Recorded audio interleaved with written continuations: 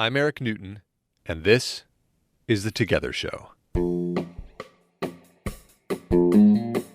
We all know relationships take work, but what is that work, and how do we do it? As a former divorce lawyer, I've watched thousands of couples break up firsthand. Having seen the worst in relationships, I decided to try to help couples stay together. So on this show, we talk to real couples and find out what love really looks like. Be responsible by considering, is this damaging the relationship or is it something that's going to serve the relationship? And sometimes you might not know, but to practice being in conversation about it and also being an inquiry about it, not being like, I have to go do this, but rather, I'd like your opinion on, is this okay with you?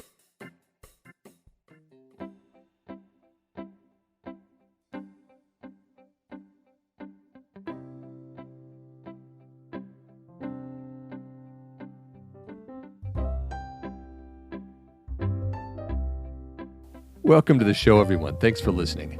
Today's episode is part 2 of an interview with Gaby and Raj Sundra, authors of the Relationship Fun and Games book, How to Keep Your Fights Clean and Your Sex Dirty.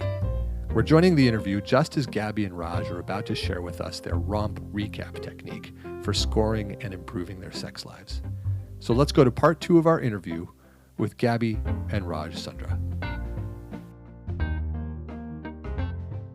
An interesting segue to the romp recap because of the 3 different areas that we literally score our sex life again. You know, when we had hit our 7th wedding anniversary, and there's this cliche, the 7-year itch. Yep. It's when people start really cheating and when they just start getting bored with each other. And so Raj and I sat down and we said, okay, we don't want this inherited conversation. What are we going to consciously create that we have an itch for? And we said, let's create an itch that we have the best sex we've ever had this year. And so we've now, this has gone on for a few years now. We actually have a commitment that every 90 days we have the best sex we've ever had. It can happen more, but we can't go more than 90 days without it being the best. We've just now been together 10 years. And so usually is when you hear people, the cliche is, oh, once you get married, you stop having sex and you're never going to have sex and it doesn't get better. We really wanted to see how could things just keep getting better and better and better.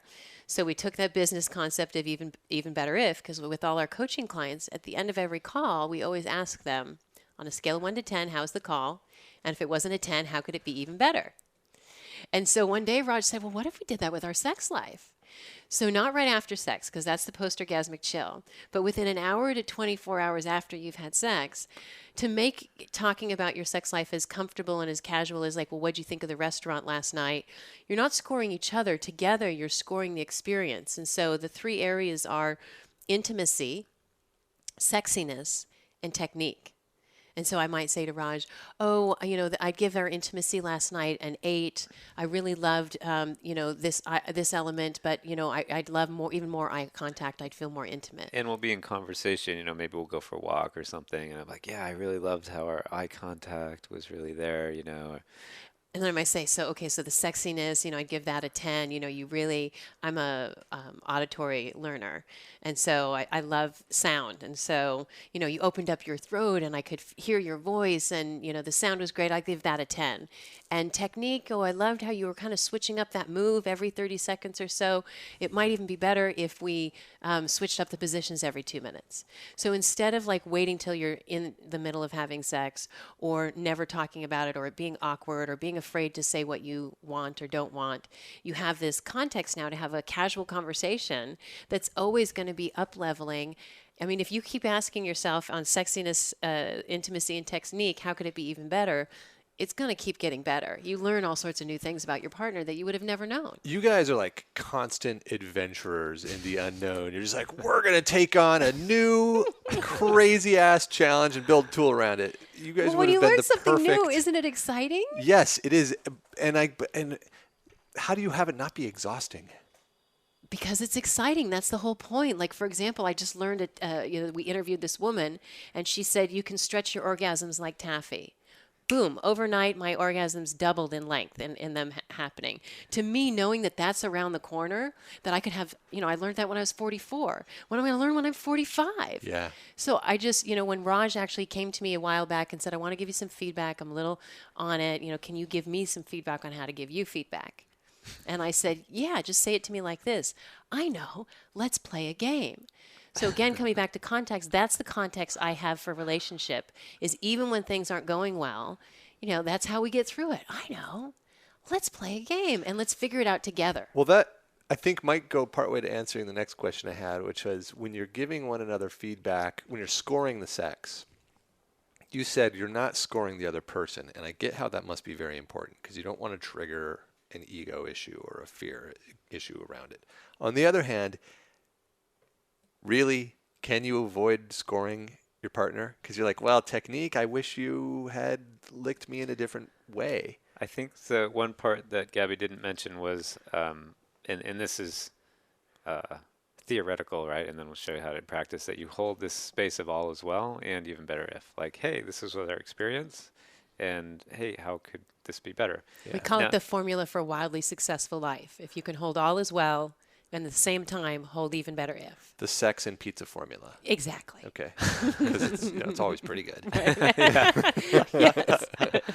And also, just the way that you said the words, just the nature of the words and the tonality and the energy behind it was more of a complaint. Right, just the way that you said it. Yeah, right? on purpose. Yeah, but that's what people might default to, and it's great that you said it that way because how might you say it in a way that wasn't that energy? That I loved that blowjob last night. I wonder if you could avoid the teeth a little bit next time. Perfect. Yeah, and so you play with speaking in a way that moves things forward, and it takes some practice, And even those words, you said, you said, I wonder if you could, as opposed to what would be even better if. What would be even better if? Yes, because there's no, if you did it this way, that would be better. But what would be even better if just removes that whole, this part wasn't good enough. It's holding in that all is well. Yeah. When you even just say even better if, it almost has all is well built in. It's fine. Yeah, actually, it's good. it's built in. Mm-hmm. that also helps you look for what was good. Often we focus on what isn't working, and that drives us nutty. Yeah. It helps you balance out, okay, well, this was good, and this would be even better. Okay, now I want to ask about kinkiness. So your three categories, I can see how you could fit the concept of kinkiness into one of them, maybe technique or something. Sexiness. And you can make up your own measures. Yeah. Kinkiness could be a different thing. Do you have a mechanism built in for exploring those needs in yourself that you probably are scared to share? Is that Sure. the three no's of naughty, or which one were you thinking? There's so many. You go first. Yeah, so we're so constrained. We're so constrained.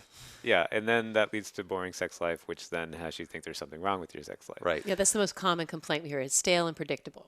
And the issues that I believe, in my experience, having seen this so many times, that root to the deepest unresolved areas where we all have to grow, opportunity to grow, are money and sex. Mm-hmm. Money and sex, for some reason, trigger our deepest stuff. Mm-hmm.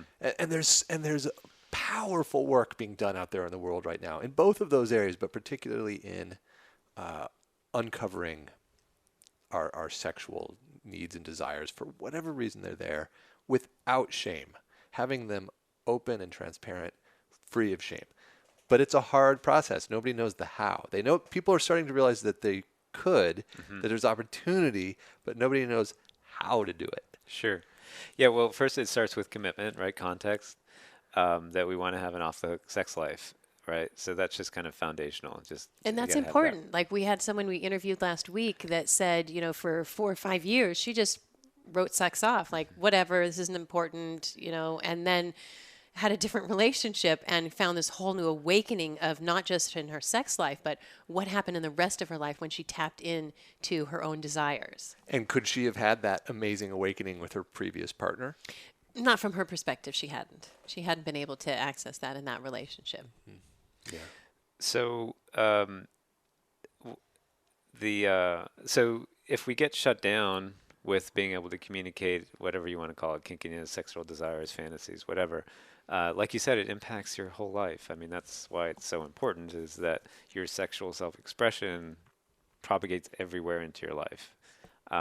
And so it's not just, do you have a good sex life with your wife? Oh, no, not really, but it's not that big a deal. It is that big a deal, not just because of your relationship with your wife, but just for your own satisfaction and your personal development and growth in life.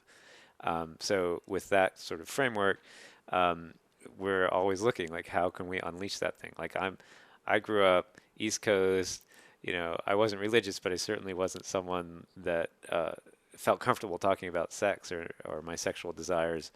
And from all the wonderful people in our community that are working on relationship, Brian Franklin and Jennifer Russell, John Benson, Rose Cole, we keep learning different little tips to chip away at that hesitancy, the inability to express your sexual desires. And we come up with our own ones. Gaby mentioned the 3 no's of naughty. One of the issues with articulating a desire is that you're afraid your partner's going to be, what are you talking about? Yeah. Get out of here. That's gross. You want to do what? Yeah. Yeah, that's the fear of separation. Yeah. That's what it is. Yeah, and judgment and all that, right? And so we just came up with this thing called the 3 no's of naughty.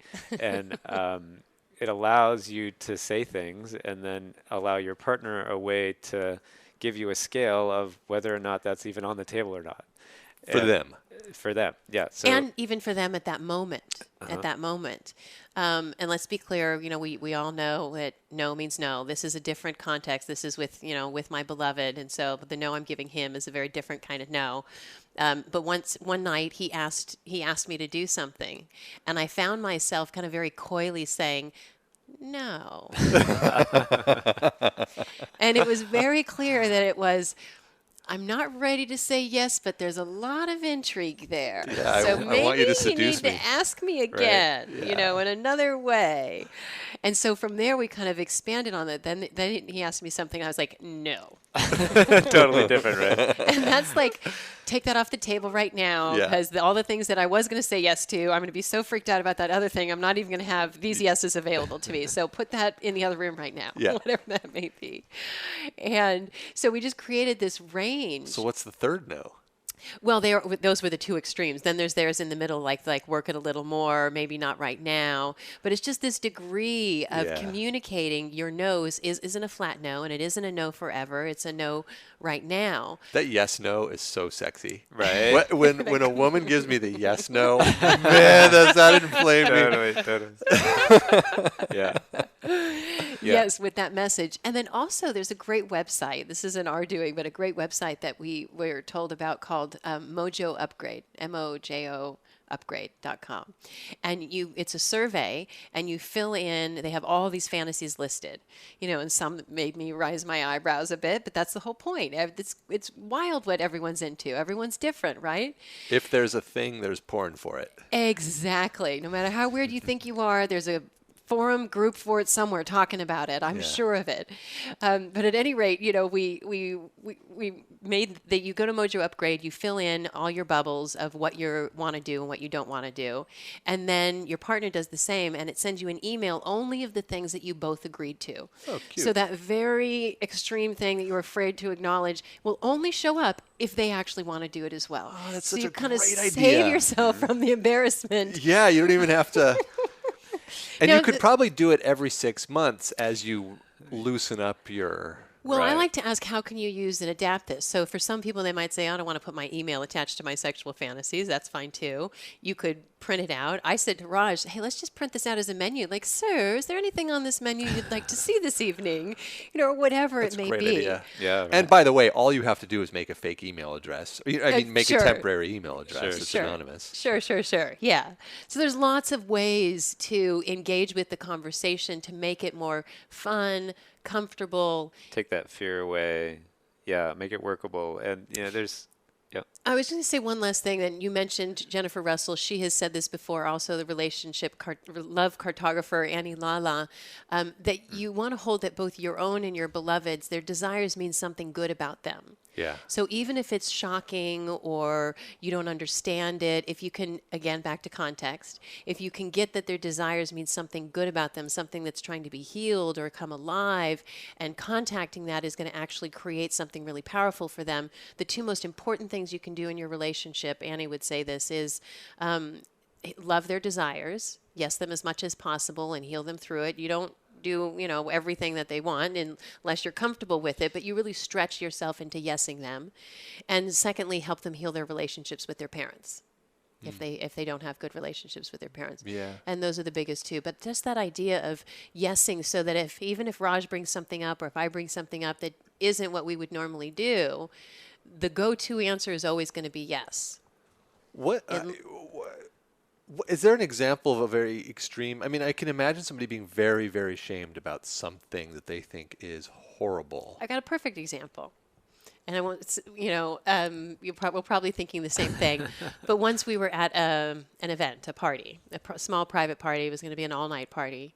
And Raj came to me and he said, "Can I take a shower with so-and-so?" Now, wait, are you guys monogamous? We're monogamous. Okay, so we're there's monogamous. no polyamory in your relationship.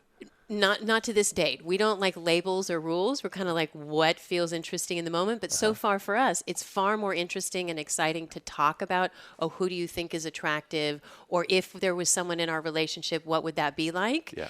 A lot of the relationships that we see that are going over that line and being polyamorous spend a lot of time processing and tears and the different relationships, and it can look very complicated. More power to them, but the desire to do it hasn't been greater than the challenges of doing it just yet. Right. Okay. So Raj now wants to take a shower with somebody. Yes. And that sounds like a sexual thing. That sounds like it's crossing over a monogamous line. Right. Well, another lesson I learned from Annie Lala, she has a wedding vow with her husband, Eben. Whatever you ask for with a pure heart, the answer is yes. And I love that idea, but pure Right? heart? Right? I mean, what does that even mean? Well, I'll tell you, in that moment when Raj asked me if he could take a shower, it was so pure the way he asked me. He wasn't trying to get anything from them. He wasn't trying to get anything from me. He genuinely, and he almost even had this boyish quality I could see in him of that there was something daring for him and exciting for him. I knew the woman. I trusted her. And we hadn't, it's not like I'd said, you can't have showers with someone or do have showers. We weren't terribly jealous people, but that wasn't like fair game. And it wasn't. Wait. I love the story, and I hesitate to interrupt, but what do you mean he didn't want something for himself? He wanted a shower. That's a something. Well, I guess sexy shower. there was a different something I was talking about. There was a different something. It wasn't like he was coming asking me, can I go run off and have an affair with someone? And even if he had asked in a pure heart, I don't know what the answer would be. We've never gotten to that point. We're grateful that we both want to be with each other, and that's our primary relationship. But we leave room that variety is interesting, and it's more of when someone wants something. As soon as I notice I'm attracted to someone, I'm fascinated by it, and I'll tell him, like, you know what happened? Like, so-and-so walked by there, and he's like, oh, really? That's interesting. And I knew he was even going to think the person I was attracted to was like, him? Really? So we can have that kind of dialogue about it is what's even more important to us than going and acting on it. Okay, so I derailed the story. Okay. Shower. So there we are. He opens the door. He says, can I take a shower with her? And I said, the first thing that pops into my mind, because he asked me so purely, was, is it okay with her? I mean, don't you want to have a shower with? Well, you're asking me, but she's the one you'd be taking the shower with. So did you check with her? Is this okay with her? That was the first thing that came to my mind. And the second thing, he shut the door, and he then opened the door again. He said, will you come join us? And I was just with my friends, and I said, okay, this is open kimono, so I'll go ahead and full open kimono. I was on the porch about to smoke a joint with my friends at this party, and I said, can I smoke my joint first? And he said yes. And so he went off to the shower. I finished with my friends, and then I came in and ended up having a conversation with them, and someone else came in, and it was, this is 6 years ago or something like that. This has never happened since then. So it wasn't like, we had some people were concerned that, now this is where our relationship is going. But this is why I bring up this case, because it was an instance where he wanted to do something, and I felt into his heart that it was a good thing for him to do, and even a good thing for us, by him having this experience. And so I was able to let go of we're monogamous, we're this and we're that, and just be present in the moment of what would be best for everyone involved. And my usual response as I say yesing him is he asks, can I have this? And I instantly want him to have what he wants. Right. Unless that is so difficult for me. And if it was, he wouldn't want to have it. That's why he came and asked me. So that's part of it, is being responsible for what you're asking for. You know, if you know that it's potentially damaging, you just have to be responsible for what your sexual needs and desires are. And there are some. That's a slippery slope, though, because if you're somebody who already is shamed about what you want, and then you think, well, but the response, I have to be responsible. It's like giving credence to the shames, and then you can say, well, I would never ask her to give me a blowjob, for instance, because that would be disrespectful to her as a woman. So I'm just not even ever ask. Yeah, it's so you're saying balancing the shame with being responsible. Well, I'm saying I love the idea of, yes, you got to be responsible. But then what I'm also wondering is, for somebody who's having a challenge with sharing what they need to begin with, if you add in the shame piece, doesn't that just give them another excuse not to share what they need or want? But where's the Or shame coming explore? from? I'm not hearing any of the shame coming in. I'm- That's the point, because you don't have to say yes to something, and you can. There's a big gap between saying yes and shaming them. Well, in your guys' relationship, I don't experience shame, but I'm saying a phenomenon that I notice in culture is that human beings are experiencing shame around their sexual Everyone. desires. Everyone. Yeah. You're not supposed to have it. If you're a woman and you want sex, you're a slut. You're a man, you're a pervert. You know, all of this societal pressure, which is why it's so important in your relationship, as much as you feel comfortable, stretch yourself to yes your partner, to not have that shame. Yeah, and to yes yourself. Absolutely. To give yourself the green light to go talk to your partner. And how do you build up that foundation where you can do that? Well, I would suggest building a context. Like you have an agreement. We're going to say things that we're both are going to think are weird. Yeah. You know, can we, how do we talk about this? Personally, I don't think waiting for the conversation to happen is the way to go, but actually having a regular practice of talking about it so that you're building that trust little by little, conversation by conversation. Okay, I told them that part. Yeah. They could handle that. And that's how you build trust. You train people by how honest they can be with you. Right, and trust is a layering mechanism. So if someone tells you something and you freak out and lose it and you can't even hear it from them and you're now holding it against them, your relationship is going to continue to get more and more and more constrained all the time. Right, yes. And all of this tangent came from the question to Raj of, if you're trying, how can you have a green light policy because you've got this context and at the same time be concerned about respect? Responsibility, yeah, that was the word. Let's see, good question. So how can you have green light and still be concerned about responsibility? I think, so it's a good question, and I'm not sure that I have the exact answer, but for me, I have a sense of what would hurt Gaby or be damaging to our relationship. Yeah. And that's different from what I would be shameful to ask or communicate about. This is good. Yeah, develop it.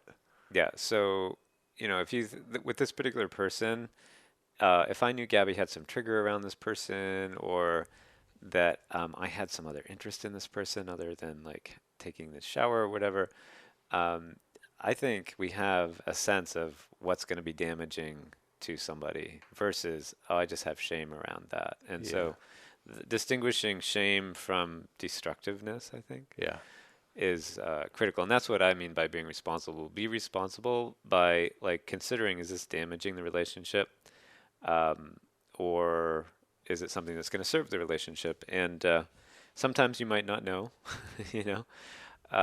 but to practice being in conversation about it, and also being an inquiry about it, not being like, I have to go do this, but rather, I'd like your opinion on, is this okay with you? And that was where I was coming from.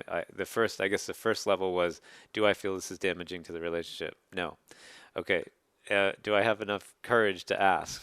both people, right? And that's getting over the shame, right? And so yeah, it's a good question how to like unpacking that responsibility from shame, and I do think there's a distinct difference. And what was the fallout from that experience? How did it end up going? It was fun. Didn't cause any negative repercussion. What Gabby said around her seeing this kind of boy in me come out, and yeah, it's true. Like I wasn't the confident sexual male when I was in high school and college and like that. So I have some younger issues around communicating sexual desires, or is that woman attracted to me or not? And it just went a long way to heal some of those things and also heighten some of them.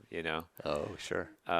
So ultimately, it was a positive thing, and it's a fun story to tell too. So. And really, it built trust between us. Yeah. Because he knew he could say what he wanted. And I knew he was really asking me. He wasn't trying to manipulate me into saying yes. He was genuinely checking in with me, like, how do you feel about this? Yeah. And that goes back to that wedding vow. I promise to care about your experience and happiness, even when it conflicts with my own. Right. So when we have that context, that what he wants is important to me, even if it's not what I want. And so something has to really be difficult or painful for me to say, please don't do that. And even then, it would be me saying, please don't do that. What if, yeah, okay, so then to push that boundary a little bit, what if what Raj wanted was, more than anything sexually, was a threesome, and you were just absolutely triggered by the possibility of another person in the bedroom? Would you say no, definitely no, don't do that? Or would you say, please don't do that? Or how would it come out? Well, if I had a strong reaction, there's a judgment there. And I've given myself a little mantra, inquiry cures judgment. So I just have a practice now. Whenever I'm getting judgmental, I try as quickly as possible to get curious and just start asking questions. Why do you want that? So the more I ask questions, the more I understand. Ask him questions Ask or him ask yourself questions? Ask him questions. Ask him questions she might because be I'm judging judging me. what he wants, right? He wants that. Why does he want that? Does that mean he doesn't want me? And so I can just start asking him questions and building curiosity about, like, what is that experience like for you? Why do you want that? So that my imagination isn't making up stories about why he wants that or where that's going to go or where that's going to lead. And whether it be about sex or about other things, I mean, really, it's just when you have a difference of opinion. I want this, you want that, and there's two of us. And so one game that we play is actually we number things. And, we like our numbers. We're measured. And so if something's a 9 or a 10, I rarely tell Raj something's a 9 or a 10 for me. And if I say it's a 9 or a 10, that's pretty serious. And he's going to want to do everything in his power to actually make sure I get a 9 or a 10. I have the responsibility of not just throwing out those 9s and 10s willy-nilly, and he has the responsibility of showing up. When I say I really need you, I really want this, he still has choice. But there is some trust that gets built when your partner says, I'm a 9 or a 10, and you do what they actually want. Where we're practicing right now is, what do we do with the 7s? What do we Meaning, I want this thing in the level of 7. If the other person isn't like just wanting it as well. Yeah. Hey, this thing is a 7 to me. Or an 8 or in that, but he'll say so. So if he wants something, he'll say, even as small as, like, he likes to take a shower together at night before we go to bed. And I'm usually comfy in my sweats and don't necessarily want to jump into the shower. And so if he says, oh, I'm a 6 or a 7, and I get up and I go take a shower with him, I'm building again that trust. That it doesn't even have to be an extreme desire.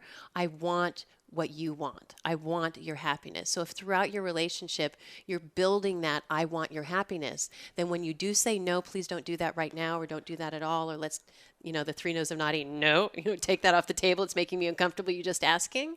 We now have the rapport that he can actually respect that. Because we keep checking in with each other and we know we want each other to want what we both have. We just need a little more time to get there. Right. Well, I'm curious about what happens when one of you wants it on a 9 or a 10 and the other one does not want it on a 9 or a 10. Uh-huh.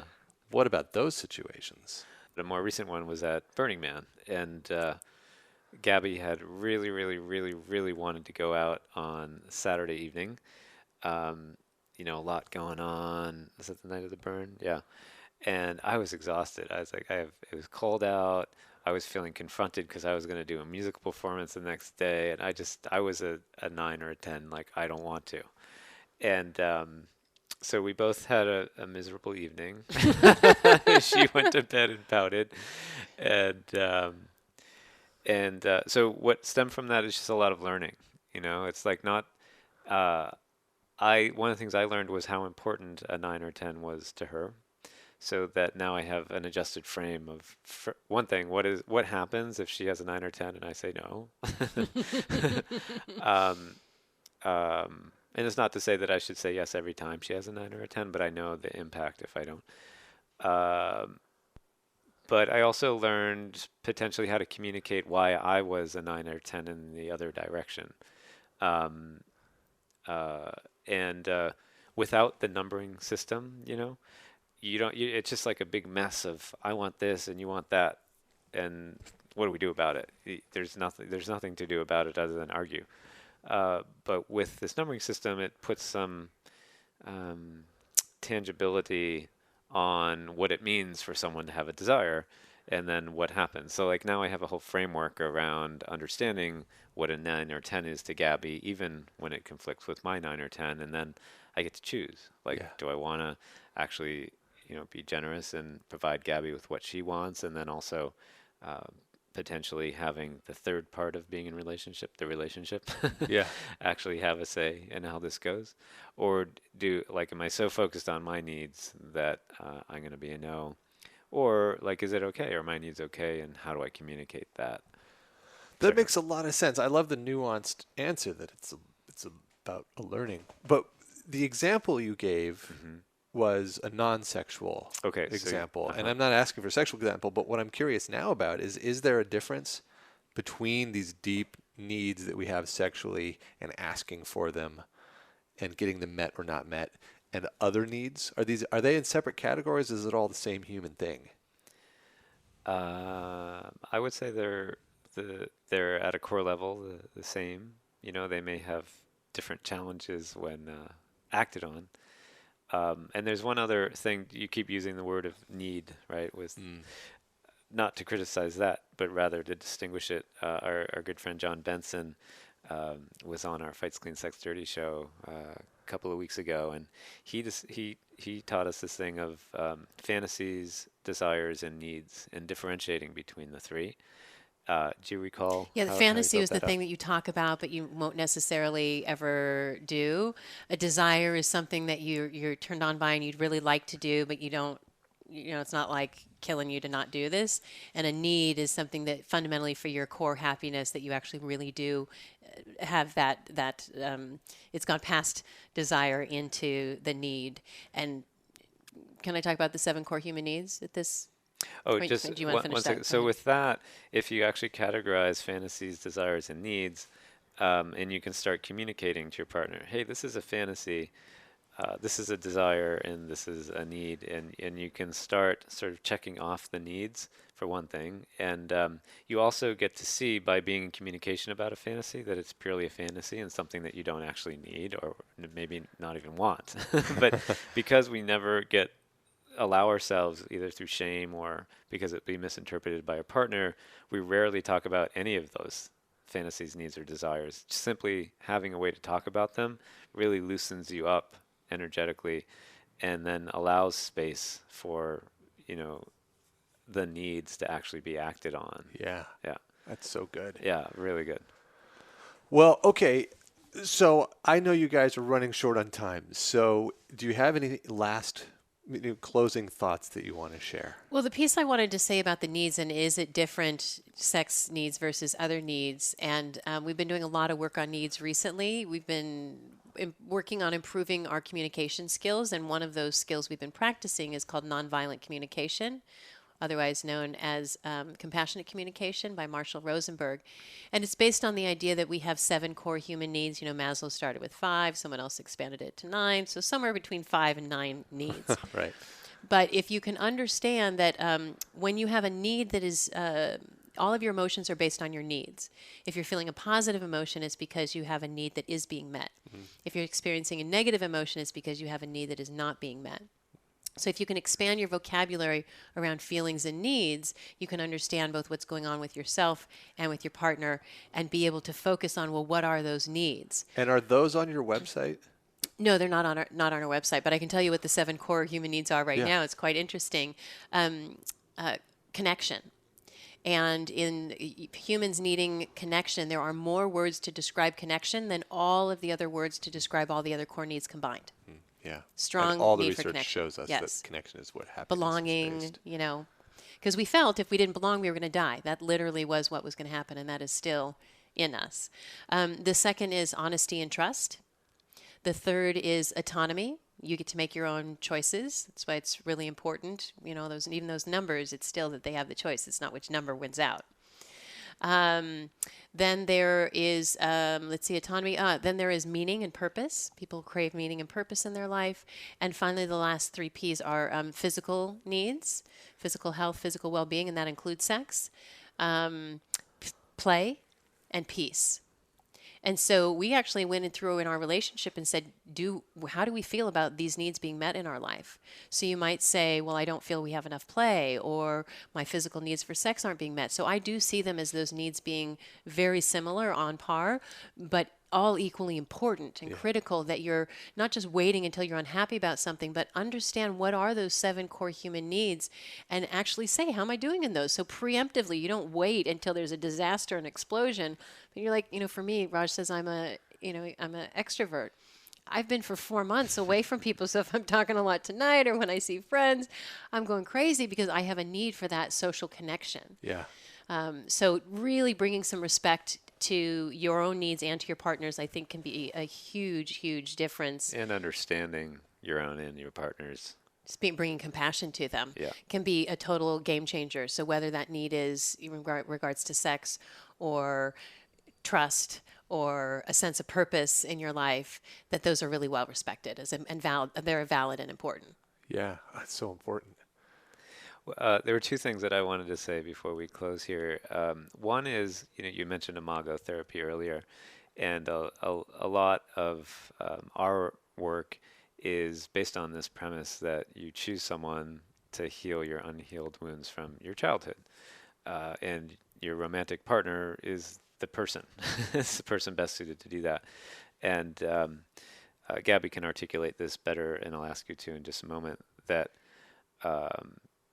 the person that you are with is not equipped to help you solve your unhealed wounds. Can you develop that? Yeah, because I say this one a bit. They are perfect at triggering your unhealed wounds. They have zero skill for healing them. It's so true. Zero It's skill. so true. And it's actually your job to teach them the skills that you need to heal your own wounds. And their sacred duty to learn them. And more than even sacred duty on top of it, the very skill that you're teaching them to heal your unhealed wound is the skill that they need to be more fully integrated and whole and complete. So for example, with Raj and I needed to soften into my feminine. Yeah. I needed to Which learn you to be can more see, receptive. I mean, it's just like happening off the charts with Gaby. It's First 2 crazy. years we were together, people kept saying, I don't know what you're doing, but keep on doing it. Well, I remember you, when we first met 3 years ago, talking about how you needed to do this in a very masculine way. That's hilarious. Yes. and it's softened utterly. Yeah, you've done a lot of work around that. Well, what he needed, so we used to get into arguments. He'd get emotional, and I'd get pissed.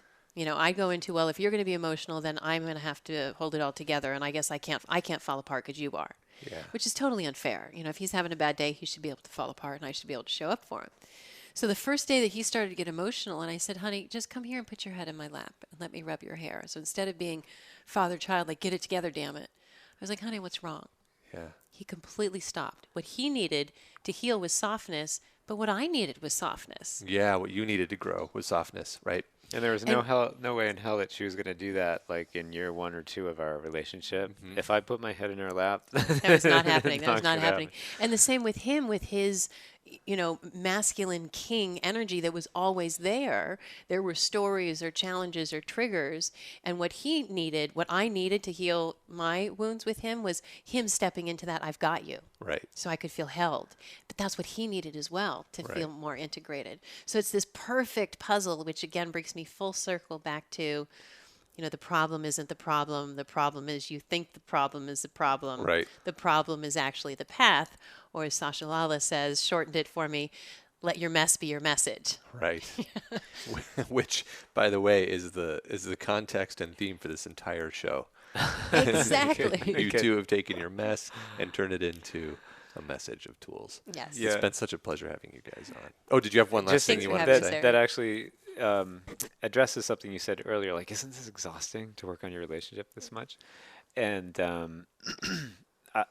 what I say is that it's exhausting to not have a great relationship. Oh, isn't it though? You know, The it's more smallest exhausting things. to have a relationship that isn't the way that you want it to be. Like, suffer your entire life that way. Yeah. Or is it more exhausting to actually work on your relationship, especially if you frame it in play? Yeah, like and we especially did? if it's framed as it's your sacred purpose in life. all of that. The yeah. way I would say it to people is I often say life is too tough to do alone, but a crappy relationship is worse than none at all. And a wonderful one is so worth it. Right. It's worth it. Right.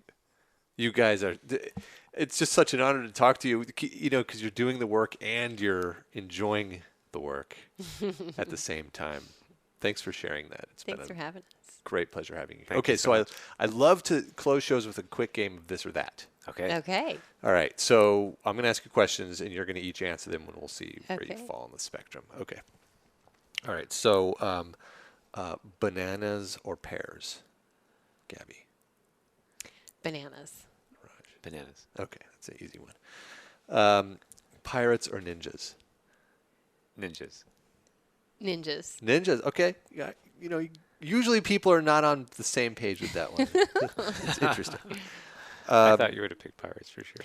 Well, it's all of the coaching with John Benson. He's always been a samurai and a ninja, so I identify with the ninja. The okay. pirates, they steal from people. They so. do, in a very sexy way, but they do steal from people.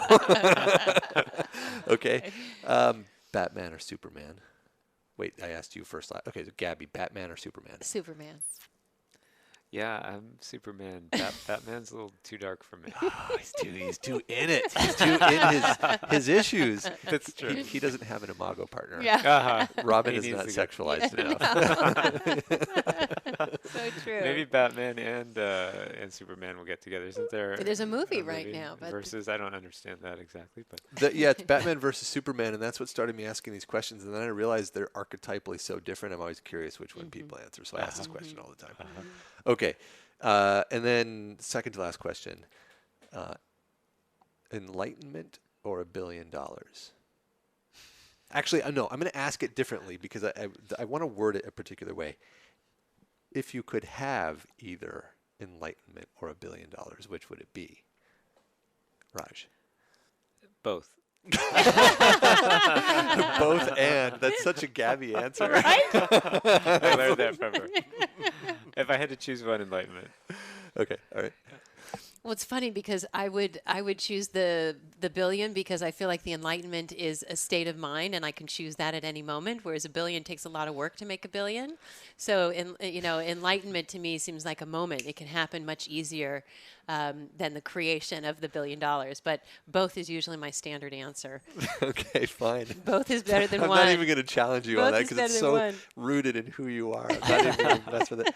All right, last question. But this one you do have to choose either or. Okay, I'm prepared. If you had to either live forever, infinity, or die in the next 5 minutes, which would it be, Gabby? Forever. Yeah, I'm forever too. You guys are such optimists. Whatever, totally forever. Forever. I'm like, think of all the difference you could make if you keep learning the lessons Yeah. and learning the lessons. I mean, gosh, I'm only 44. But humanity is Imagine going if to I end was at like some point. five. The universe is going to end at some point. You're going to be floating in who knows what. Well, then I'll be in the nothingness, everything of enlightenment, and none of that'll matter, right? Yeah. I'll have gotten enlightened by then. Yeah, you will. Now I'll have to just settle for moments of it. Awesome. Thank you, guys. Thank Thank you you. so much. What a blast.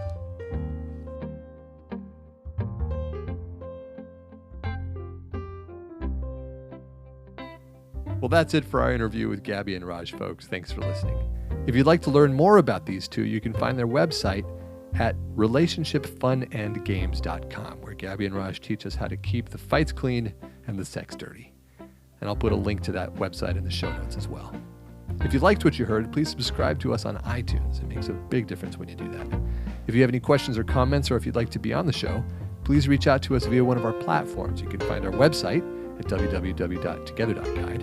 Our Facebook page is facebook.com/togethershow. Twitter and Instagram are both @together_show, or you can email me at host@together.guide.